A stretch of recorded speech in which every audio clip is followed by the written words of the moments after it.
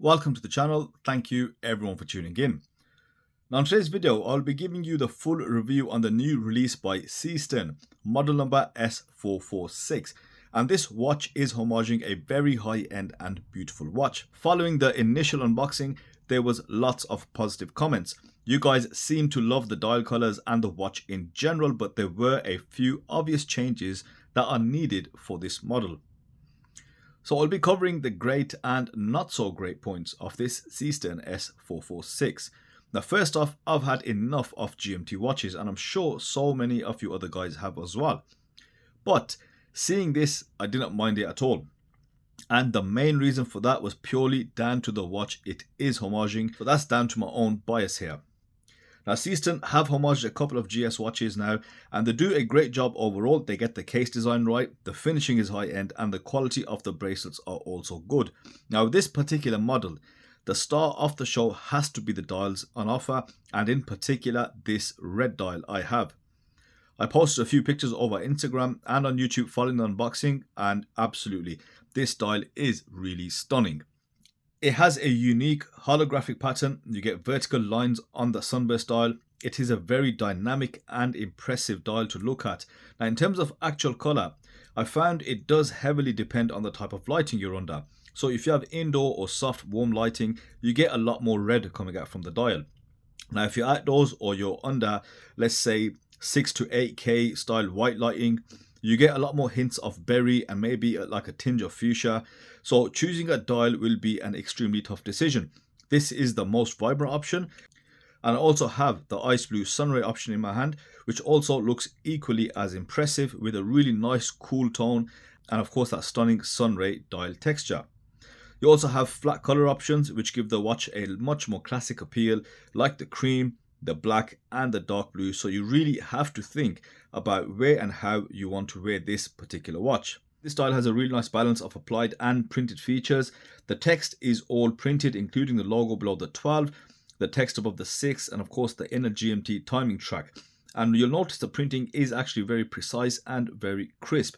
It's also very proportionate to the other text around it. Then you have highly polished applied features. The hour markers are faceted, in fact 5 facets in total. They're all mirror polished and they really do stand out and add so much brightness to the dial. You've got dual batons at the 12 and the 6. The finishing is, as I said, very high end. Now to top it off, you have the sharpest handset I have ever seen. Dauphine style hands without that center chamfer, but you've got beveled edges on either side. Diamond cut precision, which you can see, and visually it gives them a very sharp and defined finish and a very high-end appeal. You also got good proportional length and of course you've got the accented GMT hand, which is also very nicely finished.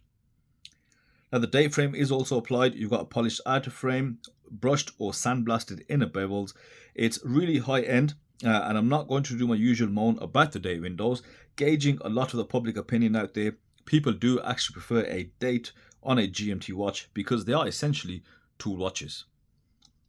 So when we move on to the case, it's equally as stunning and equally as well refined. This is so close to the watch it's homaging. It really is something incredible. The dimensions are almost exact, including the size and the shape of the crown. The crown is at 6mm, which is exactly the same as the watch is homaging. And the overall shape of the case is more or less the same thing. It actually works out a little thinner than the watch is homaging because it obviously doesn't use the same movement. Now Seestern have always stood out to me in the world of homages because they have this great ability to execute their homages extremely faithfully. And the main starting point of that is of course the dimensions and the overall look of the case. This is why we do see a fully polished case. And even though we would prefer brushed lugs, we can't really knock Seestern for this because the original also has the same polishing in the same places. The case is really smooth, really well built. You have a very beautiful and wide chamfer on the lugs, lovely rounded crown along with a perfectly made rounded case. The curves are definitely in the right places here. You also get function on the case. You have 100 meters of water resistance over the 30 meters on the GS Heritage. You get drilled lugs for quicker strap changes and the leather strap also comes with quick release spring bars. The bezel is also nicely made, nice and flat, great thin proportions, and it is a seamless fit which complements the amazing aesthetic you have on display. You also get a mineral glass exhibition case back with some specifications and the no nonsense and no frills view of the Seiko NH34 GMT movement. Now moving on to the bracelet, Seestern do know a thing or two about making great bracelets. This is a 5-link construction. You've got solid end links and solid links all around, screw pins that hold them together, and a milled clasp. The bracelet has vertical satin brushing across the 3 wider links and highly polished inner links. It also has a lovely taper from 19mm down to 16mm, and it gives it overall a very balanced and premium feel in hand. Now it is one of the nicer bracelets I have seen. Now the clasp is also similarly finished. You've got the fine brushing across the shell with the Seestern logo, wide polished bevels on either side, and rather thick spring-loaded pushers to give you that ease of use. But you only get 2 micro adjustments, which is a huge shame. It literally just needed one more micro adjustment and it would have been perfect. Now on wrist, how does it fit and feel? Now to be perfectly honest, I don't mind the male links at all.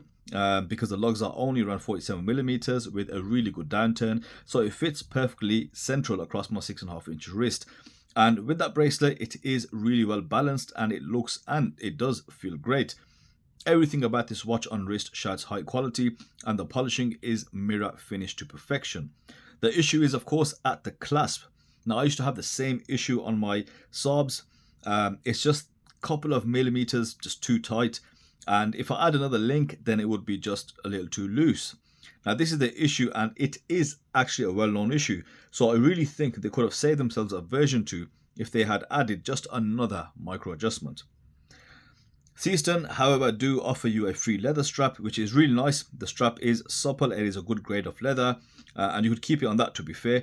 Now this style of watch, it really does suit leather straps particularly well. And obviously that would solve much of the issues. It will solve the issue of sizing, the lack of female end links, and of course the issue of a polished case on a brushed bracelet. Now I just touched upon a potential version 2. I did speak to the guys over at Seestern, and now while nothing is in stone, I think there is the potential for a V2, which will address the issue of the clasp.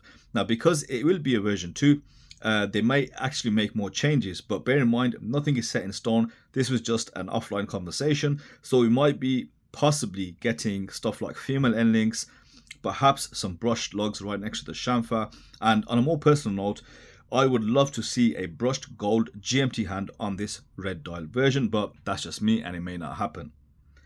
So with all this information, I am more than happy with the current one. Lots of dials means you could counteract the few issues that it has, but they have to be applauded for just how well this watch has been executed. They've been as faithful as they can, which means the biggest issue is the micro adjustment on the clasp. Now for those of you that want to wait for a potential version 2, definitely hold fire, because if they do make it, it could be even better. So that's it from me today, guys. Thank you as always for watching. Let me know your thoughts below, and I will see you on the next video.